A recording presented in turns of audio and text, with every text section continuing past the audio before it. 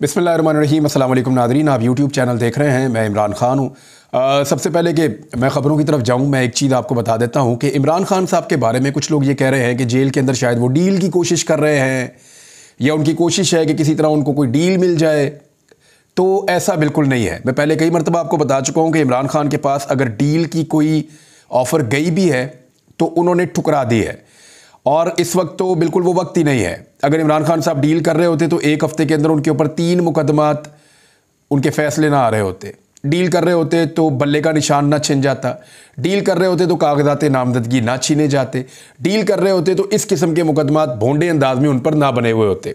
तो इमरान खान साहब किसी किस्म की डील के मूड में नहीं है, और इसकी गवाही अब उन 2 सहाफ़ियों ने भी दी है जिसको PMLN या उनके हलकों के लोग जो है वो समझते हैं कि वो उनके काफ़ी करीबी हैं, और मियां नवाज शरीफ साहब के काफ़ी करीबी वो रहे हैं। ख़ास तौर पे एक तो उनमें से अब भी बहुत करीब हैं। नजम सेठी ने यह बात की है कि इमरान खान साहब को जो है वो कोशिश की जा रही है एस्टेब्लिशमेंट की जानिब से भी और हर जानिब से कि इमरान खान साहब कोई डील कर ले, कोई मामला जो है वो सुलह सफाई की तरफ जाए। लेकिन इमरान खान साहब जो है वो मकबूलियत या पब्लिक के ऊपर उनका इन्हिसार है, और वो किसी किस्म की डील या सौदेबाजी के लिए तैयार नहीं है।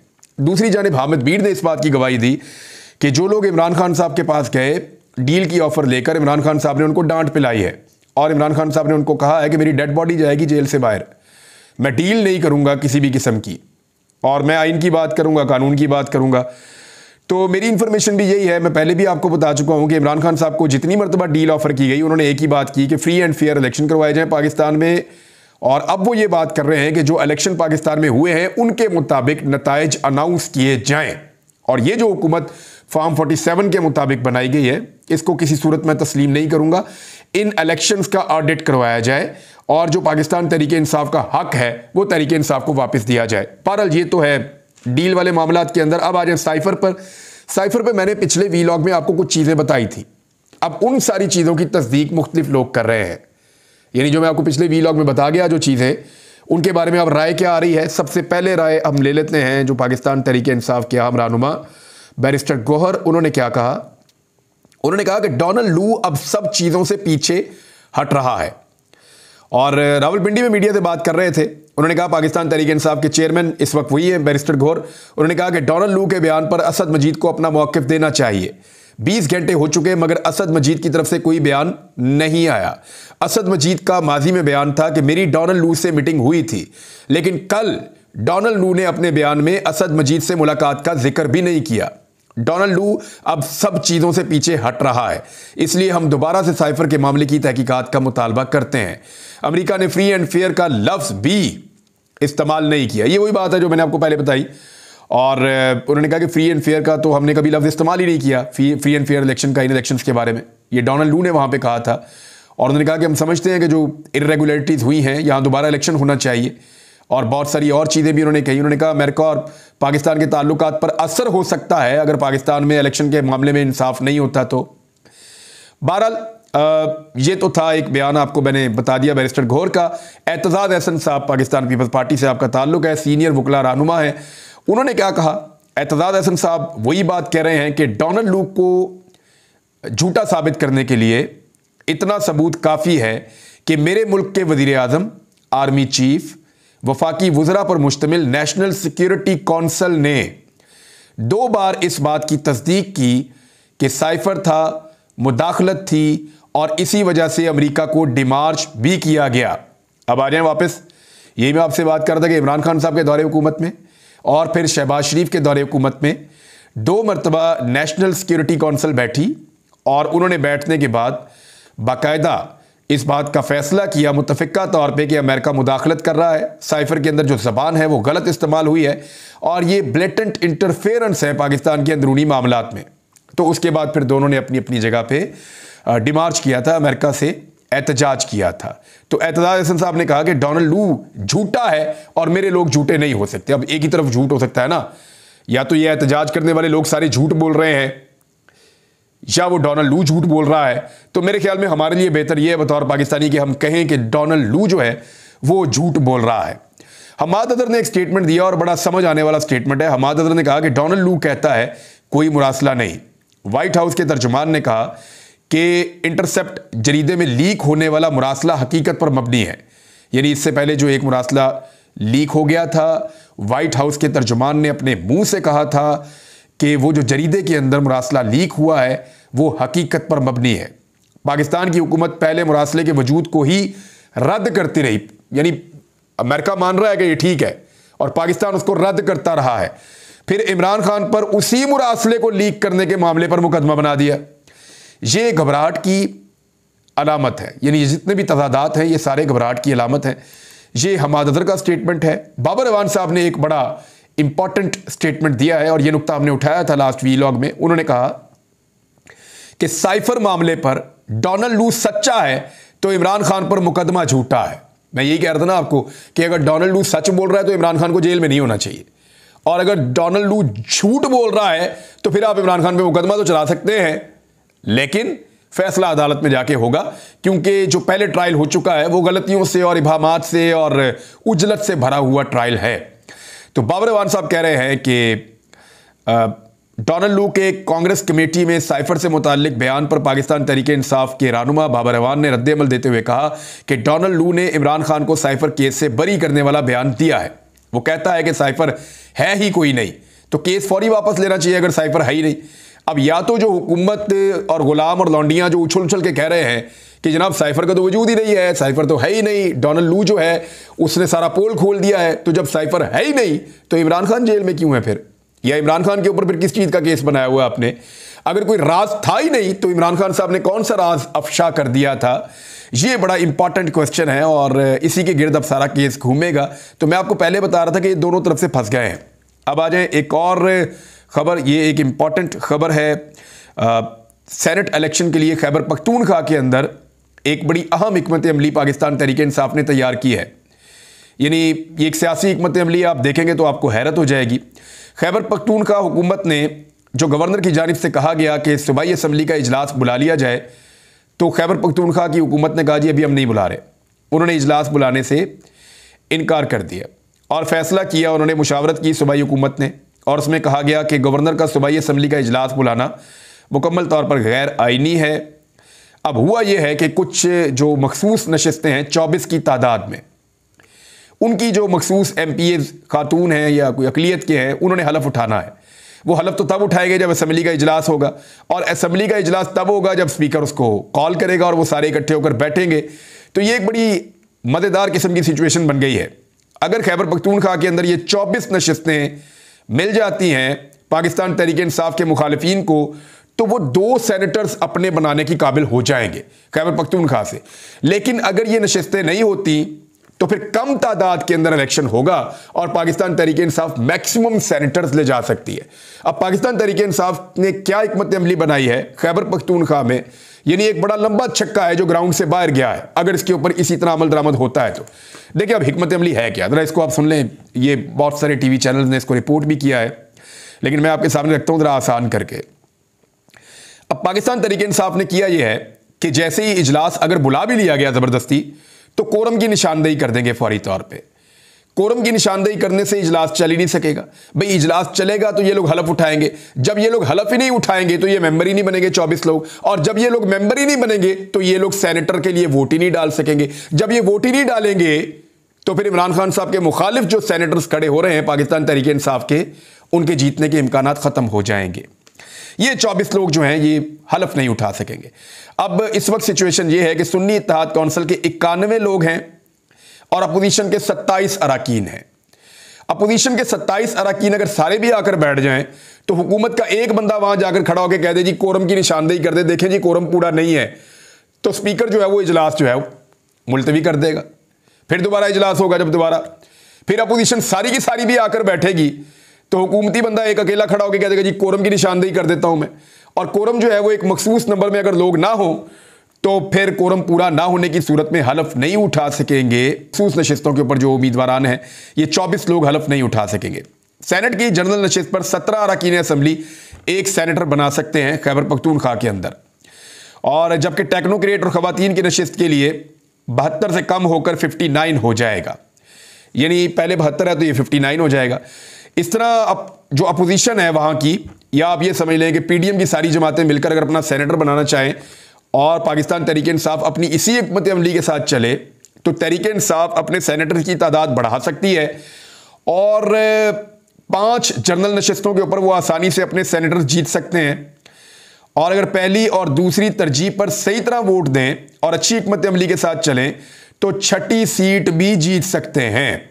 इसके अलावा जो खातून वाली सीट है वो भी जीत सकते हैं। खवातीन और टेक्नोक्रेट की 2-2 नशिस्तें आसानी से पाकिस्तान तहरीक इंसाफ या सुन्नी इत्तेहाद कौंसिल के अरकान वहां से जीत सकते हैं। तो ये है जनाब सिचुएशन। खैबर पख्तूनख्वा में इन्होंने बुरी तरह बांध लिया है।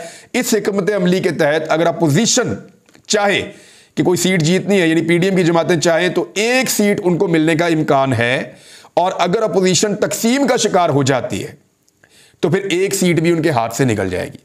तो ये है सियासी हिकमत अमली जो उठाई गई है खैबर पख्तूनख्वा में, और मेरे ख्याल में ये एक बड़ा सियासी छिक्का है और आइन के मुताबिक भी है।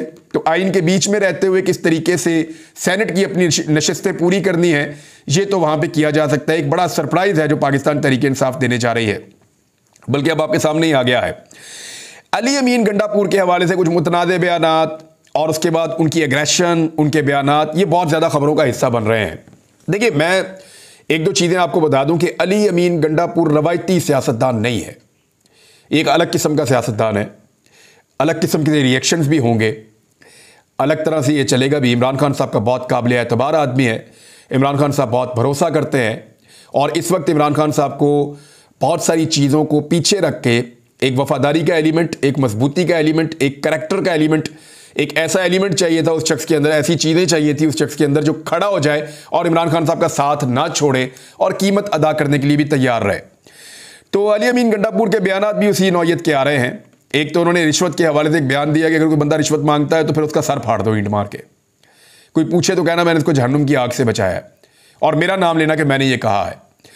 तो ये बड़ी खौफनाक सूरत हाल है। अगर लोग वाकई उठा के ईंट सर में मार देंगे तो फिर तो सूरत हाल बहुत ख़राब हो जाएगी। तो अली अमीन गंडापुर के ये बयान का मकसद क्या है? एक्चुअली वो ब्यूरोक्रेसी को और सारी इंतज़ामिया को ये बता देना चाहते हैं कि मेरे यहाँ पे करप्शन की गुंजाइश निश्ता, मैं करप्शन नहीं करने दूंगा, पैसा नहीं खाने दूंगा, 2 नंबरी नहीं करने दूंगा। आपको लोगों के काम करने पड़ेंगे और बगैर पैसों के करने पड़ेंगे। लेकिन इस मामले पे तनकीद भी हो रही है कि अली अमीन गंडापुर साहब, अगर लोगों ने ईंटें मारनी है तो फिर आपकी हुकूमत ने क्या करना है, ये भी सवाल उठाए जा रहे हैं। लेकिन अपना मौक़िफ़ तो उन्होंने दे दिया कि हम ये वादे करना चाहते हैं कि पाकिस्तान तहरीक इंसाफ की हुकूमत करप्शन को बर्दाश्त नहीं करेगी। लेकिन जब बयान आएगा तो उसके ऊपर तनकीद तो होगी। जब बयान अपनी आम रूटीन से हटकर होगा तो फिर आम रूटीन से हटकर उसके ऊपर तनकीद भी होगी। अब अगली चीज़ जो है वो अली अमीन गंडापुर साहब ने कहा कि आखिरी वार्निंग दे रहा हूँ, वफाक और पंजाब हुकूमत अपनी हरकतों से बाज आ जाए। ये मुकदमात के हवाले से उन्होंने कहा है, और वो ये कहते हैं कि 99% मुकदमात जो हैं जो पाकिस्तान तहरीक इंसाफ के कारकुनों के ऊपर बनाए गए हैं वो झूठे और गलत मुकदमात हैं। मरियम नवाज मैंडेट चोरी करके वज़ीर आला बनी है, इनकी हुकूमत जाली हुकूमत है, ना उनके पास अवाम की ताकत है ना अवाम का वोट है, वो अपनी हद के अंदर रहें। और फिर उन्होंने कहा कि फिर मैं यहाँ पे मुकदमा दर्ज करवा लूँगा और उनके वारंट गिरफ्तारी जारी करवा के जरदारी के, मरियम नवाज के, नवाज शरीफ के, इन सारों के मैं पुलिस को भिजवा दूंगा उनको गिरफ्तार करवाने के लिए। तो ये सूबों के मामलात में सूबों को लड़वाने का काम ना करें, ये अली अमीन गंडापुर साहब ने स्टेटमेंट दिया है। और एक और काम जो उन्होंने बड़ा दबंग किया, उन्होंने साबिक 7 वज़राए आला का जो प्रोटोकॉल है और जो अमला उनको मिला हुआ था वो वापस ले लिया है। यानी ता हयात जो वज़ीर आला पहले रह जाता है, सारी उम्र के लिए उसको ड्राइवर मिल जाता है, सिक्योरिटी मिल जाती है, गनमैन्स मिल जाते हैं, प्रोटोकॉल मिल जाते हैं, तो वो सारे प्रोटोकॉल वापस ले लिए हैं। और एक ड्राइवर होता है, 8 गनमैन होते हैं, ग्रेड 17 का एक PSB होता है जो वज़ीर आला के पास ता हयात तैनात रहता है। अब इस फैसले के बाद जो है वो 60 ड्राइवर वापस आएंगे, 56 गनमैन वापस आएंगे और 7 अफसरान जो हैं वो भी 17वें ग्रेड के वापस आ जाएंगे खैबर पख्तूनख्वा हुकूमत के पास। और जो तमाम मुराद हैं साबिक वज़राए आला के पास वो भी वापस ले ली जाएंगी। गंडापुर ने इसका ऐलान किया था 8 मार्च को और इसके ऊपर अमल दरामद भी कर दिया है। फरतुल्लाह बाबर साहब जो जरदारी साहब के बहुत करीबी हैं, पाकिस्तान पीपल्स पार्टी के बहुत सीनियर रहनुमा हैं, उन्होंने बिजलियां गिरा दी हैं वफाकी हुकूमत के ऊपर और पोल खोल दिया है अपनी ही हुकूमत का। वो क्या कह रहे हैं, जरा ये स्टेटमेंट आप सुने, बड़ी मजेदार स्टेटमेंट है, आपको पता चलेगा कि आने वाले दिनों में होने क्या जा रहा है। जो भी डेमोक्रेट होगा या जमहूरियत पसंद होगा या जो पाकिस्तान के अंदर अवाम की हुक्मरानी पर यकीन रखेगा, नजरियाती होगा, वो बहुत देर तक इस सिस्टम के साथ चिपका हुआ नहीं रह पाएगा। ये लोग बगावत करेंगे और बाहर निकलेंगे और अपने तहफ़्फ़ुज़ात का इजहार करेंगे। जैसा कि पीपल्स पार्टी के सीनियर रहनुमा और ह्यूमन राइट्स सेल के सदर फरदुल्ला बाबर ने जो एक्स है या जिसको हम ट्विटर कहते हैं उसकी बहाली और पाकिस्तान टेलीकम्युनिकेशन अथॉरिटी में बड़े पैमाने पर तब्दीलियों का मुतालबा करते हुए कहा है कि सिक्योरिटी से मगलूब एस्टेब्लिशमेंट ऐसे फैसले कर रही है जो एहतसाब से बालातर हैं। उन्होंने कहा कि 1 माह तक मुसलसल तरदीद के बाद वजारत दाखिला की जानिब से सिंध हाई कोर्ट में एतराफ़ किया गया है कि इंटेलिजेंस एजेंसियों के मशवरे पर ट्विटर को ब्लॉक किया गया था। उनका कहना है कि यह हुकूमत करने का एक ख़तरनाक तरीका है जिसमें सिक्योरिटी से मगलूब एस्टेब्लिशमेंट ऐसे फैसले ले रही है जो एहतसाब से बालातर हैं और जिनमें मईशत, तालीम और जमहूरी हुकूक का ख्याल नहीं रखा जा रहा। उन्होंने काफ़ी तनकीद की है। उन्होंने कहा कि अब पहले ये कहते हैं कि हमने ये नहीं किया, बाद में कहते हैं कि ये हमने किया है। फिर उन्होंने कहा कि एक ब्यूरोक्रेट था रावलपिंडी का, उसने जिस वक्त ये स्टेटमेंट दिया कि वो धांधली का हिस्सा रहा तो उस वक्त ट्विटर को जो है वो बंद कर दिया गया। अब तक उसके बारे में कोई तफ्तीश नहीं हुई, ना ही उसके खिलाफ कोई मुकदमा बना है। तो ये सारा कुछ उन्होंने गैर जमहूरी करार दिया है और अदालत के अहकामात की खिलाफ वर्जी करार दिया है। और फिर उन्होंने कहा कि इस बंदिश के मुतालिक कोई नोटिफिकेशन जारी नहीं किया गया और अताउल्लाह तारड़ को ऐसा कोई नोटिफिकेशन नहीं मिला तो हुकूमत ने इस बंदिश की तहकीकात क्यों नहीं की हैं। अब मामला यह है कि आहिस्ता आहिस्ता ये तनकीद सामने आना शुरू हो गई है और कई और लोग भी बोल रहे हैं, यहाँ से भी आवाज़ें उठ रही हैं। लेकिन एक और आवाज़ उठी है, वो सलमान सफदर इमरान खान साहब के वकील की है और वो ये दावा कर रहे हैं कि इमरान खान 25 रमज़ान से पहले जेल से बाहर आ जाएंगे। अभी पंजाब असम्बली में सिर्फ इमरान खान की फ़ोटो पहुंची है और असम्बली खाली हो गई थी। यानी जो रिपोर्ट हुआ सोशल मीडिया के ऊपर, एक्चुअली मैंने खबर तो नहीं देखी, लेकिन सोशल मीडिया के ऊपर जो रिपोर्ट हो रहा था वो शायद ये हो रहा था कि इमरान खान साहब की फ़ोटो वहाँ पे आई तो हुकूमत गुस्से में बाहर चली गई। यानी क्या हुकूमत बाइकआउट कर सकती है इजलास का? वो तो नहीं कर सकती, ऐसा होता नहीं है वैसे नॉर्मली, लेकिन ये दावा किया गया कि हुकूमत बाहर चली गई। अब बात यह है कि फ़ोटो का इतना खौफ है, अगर इमरान खान बाहर आ गया तो क्या होगा, इस बात का आप अंदाज़ा भी नहीं लगा सकते। अगर इमरान खान वाकई में रिहा हो गए ईद से पहले, तो ईद के बाद वो जब अपनी पॉलिटिकल एक्टिविटीज़ को अनाउंस करेंगे तो फिर आप देखेंगे पाकिस्तान में बहुत सारे बयानिए जो हैं वो दबरदूस हो जाएंगे और सिर्फ एक ही बयानिया चलेगा जो इमरान खान साहब चलाएंगे। और ये हम सब जानते हैं। कोई अपने आप को धोखे में रखना चाहे तो रखे, इमरान खान साहब को अंदर रखने के अलावा इस वक्त निज़ाम के पास कोई चारा नहीं है, लेकिन उनको ज़्यादा देर तक अंदर रखना भी मुमकिन नहीं है। तो ये कड़वी गोली आपको कभी ना कभी तो निगलनी पड़ेगी। आज छोड़ें, 4 दिन बाद छोड़ें, 6 माह बाद छोड़ें, इमरान खान साहब को बाहर आना है। लेकिन जिस वक्त वो बाहर आएंगे उनके पास कितनी बड़ी अवामी ताकत होगी इसका शायद इस वक्त इस मुल्क में कोई अंदाज़ा भी नहीं लगा सकता। और चीज़ें आपके साथ बाद में शेयर करूंगा, लेकिन एक अफसोसनाक खबर यह है कि परवेज़ इलाही साहब की बाथरूम में गिरने की वजह से जेल में 4 पसलियाँ टूट गई हैं। उनकी मेडिकल रिपोर्ट सामने आई है। ये एक बहुत बुजुर्ग सियासतदान है, उनके साथ जो रवैया रखा जा रहा है सिर्फ इमरान खान साहब के साथ वफादारी निभाने पर, वो इंतहाई अफसोसनाक है और पाकिस्तान की तारीख का एक स्याह बाब ये रहेगा। चौधरी परवेज़ इलाही ने जो कुछ भी उनके ख़ानदान ने माजी में किया, वो सारे दाग इस तकलीफ़ में एक एक करके धोना शुरू कर दिए हैं। अब तक के लिए इतना ही। अपना ख्याल रखिएगा, अपने चैनल का भी। अल्लाह हाफ़िज़।